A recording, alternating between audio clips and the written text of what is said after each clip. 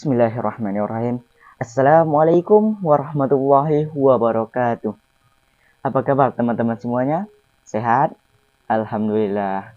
Semoga kita semua diberi kesehatan oleh Allah Subhanahu wa taala. Amin amin ya rabbal alamin. Sebelum itu, izinkan saya memperkenalkan diri. Perkenalkan, nama saya Haikal Galang Samudra, biasa dipanggil Galang. Ini adalah video pertama saya membuat konten YouTube.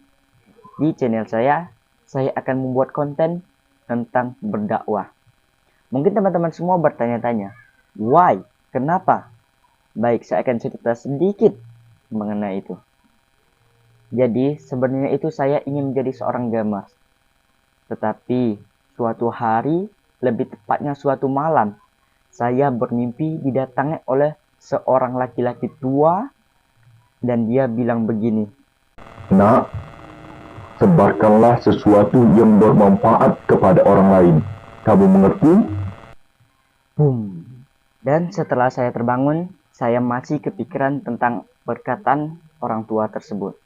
Tetapi saya tidak menghiraukan perkataan tersebut karena saya menganggap bahwa itu hanyalah mimpi biasa. Sampai kepada intinya, ketika saya mau menonton TikTok, kalian tahu apa yang menakjubkan terjadi? Semua video berandah di TikTokku mengenai ceramah. Dimulai dari ceramahnya Ustadz Abdul Somad, ceramahnya Ustadz Adi Hidayat, ceramahnya Ustadz Hanat Ataki, Buya Yahya, sampai kepada ceramahnya Syekh Ali Jaber. Bayangkan, dalam sehari semua beranda TikTok saya berubah menjadi ceramah. Kemudian saya kepikiran lagi dengan perkataan kakek tua tersebut.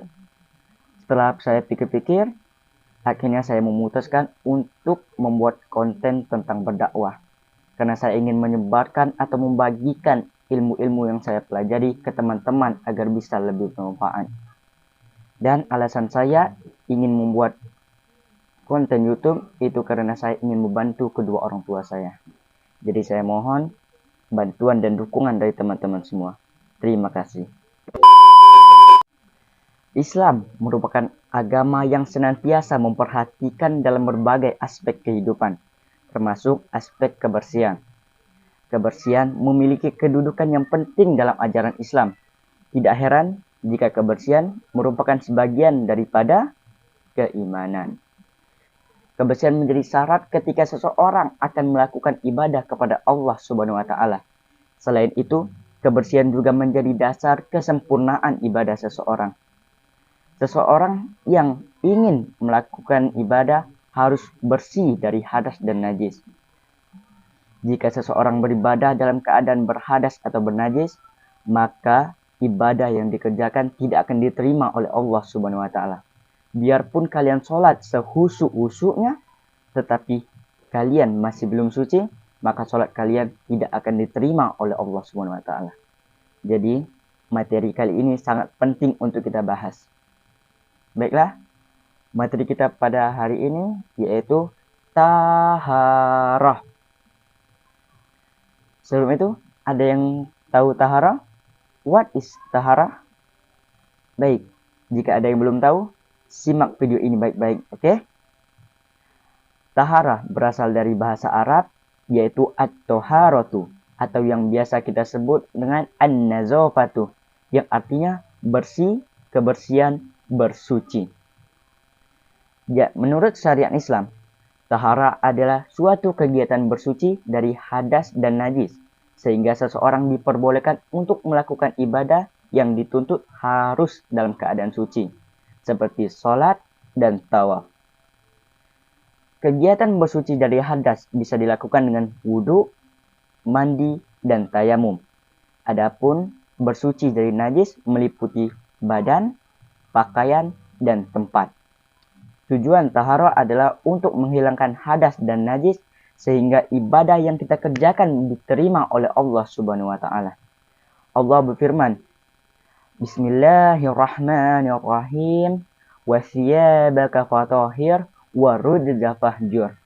Yang artinya dan pakaianmu bersihkanlah dan perbuatan dosa tinggalkanlah. Quran surah Al-Mudatsir ayat 4 dan 5. Dari ayat tadi, Allah memerintahkan kita untuk menjaga kesucian. Nah, tahara berkaitan dengan sah atau tidaknya pelaksanaan ibadah yang wajib.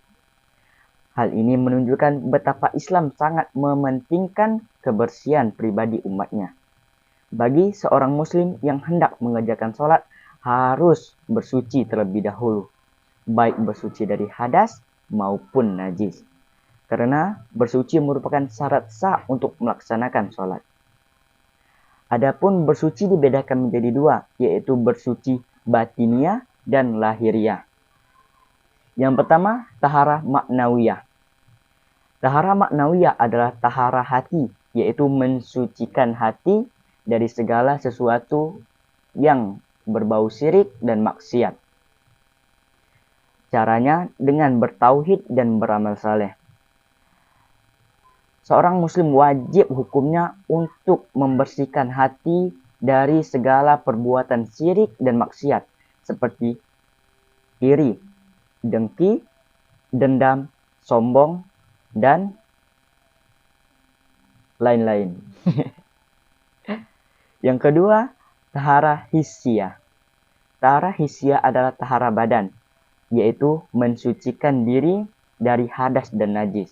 Caranya bisa dengan wudhu, mandi, ataupun jika tidak bisa keduanya, bisa kita ganti dengan tayamum. Jika wudhu dan mandi wajib saja bisa digantikan dengan tayamum, maka apa salahnya jika masa lalumu digantikan dengan diriku? Baik, menurut Ibnu Rashid, tahara dibedakan menjadi dua, yaitu tahara dari hadas dan tahara dari najis. Yang pertama, tahara dari hadas, yaitu membersihkan diri dari hadas kecil dan hadas besar. Bersucinya bisa dengan wudhu, mandi, dan tayamum. Yang kedua, tahara dari najis, yaitu membersihkan diri, pakaian, dan tempat dari segala sesuatu yang terkena najis dengan air. Wudhu, tayamum, dan mandi merupakan cara yang dapat mensucikan seseorang dari hadas. Adapun dari najis dengan membersihkan badan, pakaian, tempat, dan lingkungan yang terkena benda atau zat yang najis, dengan cara mengguyurkan air ke tempat atau benda yang terkena najis. Allah sangat menyukai orang yang bersuci dan orang yang mensucikan diri. Sebagaimana firman-Nya, Bismillahirrahmanirrahim. Innallaha yuhibbut tawwabina wa yuhibbul mutatahhirin. Yang artinya, Allah menyukai orang-orang yang bertaubat dan orang-orang yang mensucikan diri.